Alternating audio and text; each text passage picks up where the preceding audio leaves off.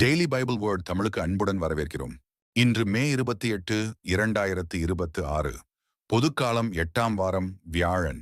ரபூனி, நான் மீண்டும் பார்வை பெற வேண்டும். மார்க் எழுதிய தூய நற்செய்தியிலிருந்து வாசகம்.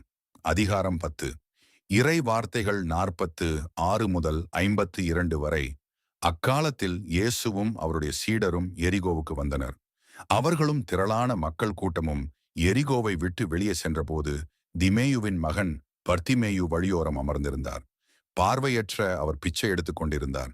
நாசரேத்து இயேசுதாம் போகிறார் என்று அவர் கேள்விப்பட்டு, இயேசுவே, தாவீதின் மகனே, எனக்கு இரங்கும் என்று கத்தத் தொடங்கினார். பேசாதிருக்குமாறு பலர் அவரை அதட்டினர். ஆனால் அவர், தாவீதின் மகனே, எனக்கு இரங்கும் என்று இன்னும் உரக்க கத்தினார். இயேசு நின்று, அவரை கூப்பிடுங்கள் என்று கூறினார். அவர்கள் பார்வையற்ற அவரை கூப்பிட்டு, துணிவுடன் எழுந்து வாரும், இயேசு உம்மை கூப்பிடுகிறார் என்றார்கள். அவரும் தம் மேலுடைய எறிந்துவிட்டு குதித்தெழுந்து இயேசுவிடம் வந்தார். இயேசு அவரை பார்த்து, உமக்கு நான் என்ன செய்ய வேண்டும் என விரும்புகிறீர் என்று கேட்டார்.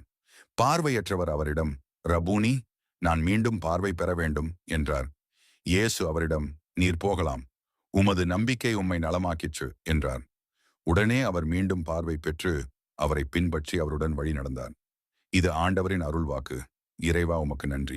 தினசரி நற்செய்தி வார்த்தைகளுக்கு daily Bible words Tamil channel subscribe பண்ணுங்க. இந்த வீடியோவை லைக் செய்யவும், ஆமேன் என்ற வார்த்தையை பதிவு செய்யவும் மற்றும் உங்கள் நண்பர்கள் மற்றும் குடும்பத்தினருடன் பகிர்ந்து கொள்ளுங்கள். கடவுள் உங்களை ஆசீர்வதிப்பாராக. ஆமேன்.